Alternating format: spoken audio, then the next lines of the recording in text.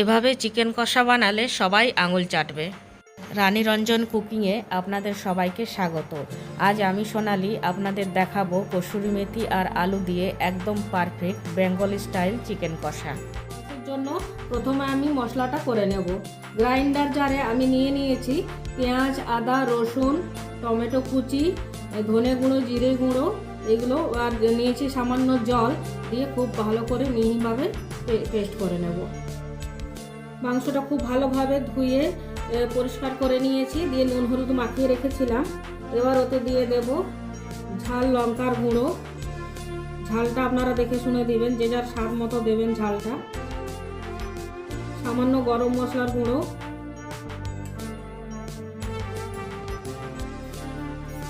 এই ঢাকনা মেপে নেব এক ঢাকনা ভিনিগারের বদলে লেবুর রসও দিতে পারেন। আর এখানে আমি মাংস নিয়েছি 750 গ্রাম। আর মাংসটা আমি সাদা তেলে করব, সানফ্লাওয়ার অয়েলে। দিয়ে দেবো সামান্য সানফ্লাওয়ার অয়েল,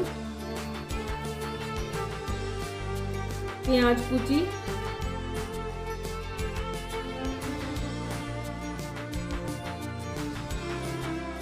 আর দিয়ে দেব মশলা,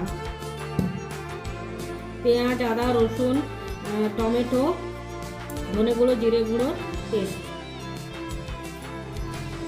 দিয়ে এই সমস্ত উপকরণ বেশ কিছুক্ষণ খুব ভালোভাবে মাখিয়ে নেব। মাখিয়ে ম্যারিনেট করে রেখে দেবো কিছুক্ষণ।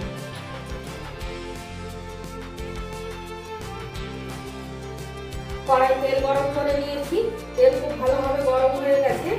আর ওতে হলুদ গুঁড়ো দিয়ে দিয়েছি। এবারে আলুগুলো ভেজে নেব। আলুগুলো আমি এইভাবে কেটে নিয়েছি।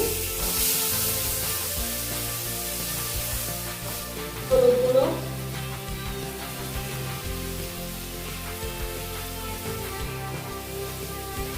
স্বাদ মতো নুন দিয়ে আলুগুলো বেশ লাল করে ভেজে নেব।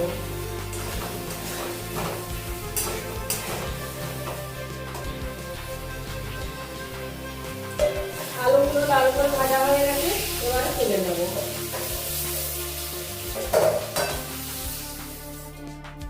মাংসের জন্য তেলটা খুব ভালোভাবে গরম করে নিয়েছি। এবারে ওতে সামান্য চিনি দিয়ে দেব,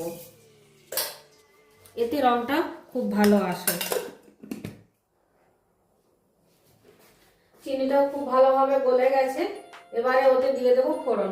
ফোড়নের মধ্যে নিয়েছি গোটা জিরে, গোটা ধনে, 4 টুকরো শুকনো লঙ্কা, কয়েকটা লবঙ্গ, কয়েকটা ছোট এলাচ মুখগুলো ফাটিয়ে নিয়েছি, আর কয়েকটা দারচিনি ওতে দিয়ে দেবো। আর দিয়ে দেবো সামান্য হলুদ গুঁড়ো।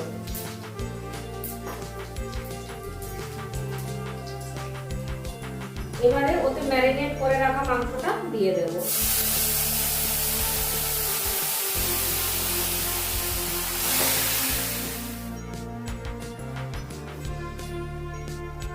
সামান্য মশলা ধোয়া জল,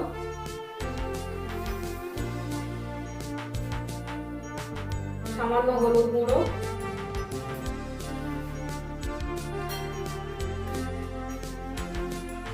স্বাদ মতো নুন,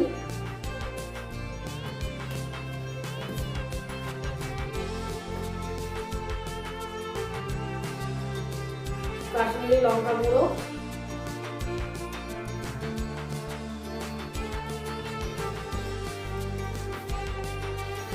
দিয়ে মাংসটা খুব ভালোভাবে কষিয়ে নেব।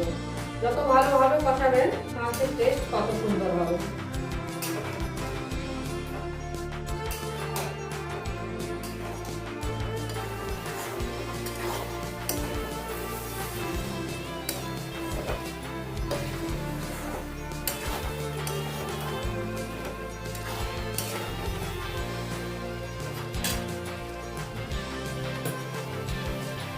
মাংসটা কষা হয়ে এসেছে। এবারে ওতে দিয়ে দেব কসুরি মেথি। হাতে একটু ঘষে নেব। এই কসুরি মেথি দিলে চিকেনে অসাধারণ হয় স্বাদটা। আর দিয়ে দেব গরম মশলা গুঁড়ো। কিছুটা গরম মশলা গুঁড়ো ম্যারিনেটের সময়ও দিয়েছিলাম, এখন আরও কিছুটা দিয়ে দিলাম।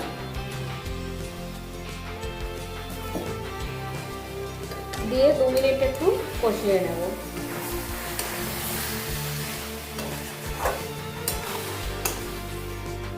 এবারে ওতে দিয়ে দেব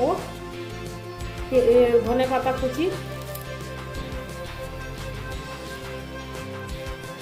আর ভেজে রাখা আলুগুলি।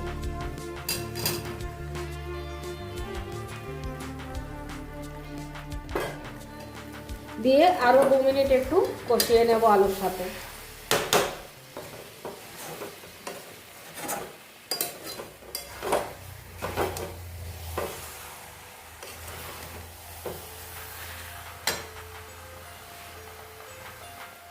দু মিনিট আলুর সাথে কষিয়ে নিয়েছি, এবারে ওতে জল দিয়ে দেব।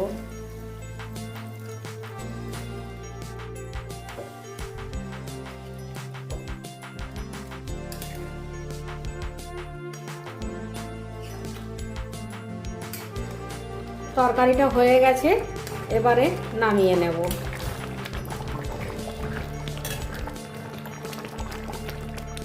এইভাবে বানালে একদম রেস্টুরেন্ট স্টাইল টেস্ট পাবেন। রেসিপি ভালো লাগলে লাইক, শেয়ার আর সাবস্ক্রাইব করতে ভুলবেন না। তাহলে আজ এই পর্যন্তই। সবাই খুব ভালো থাকবেন, সুস্থ থাকবেন। দেখা হবে পরের রেসিপিতে। আজকের মতো টাটা।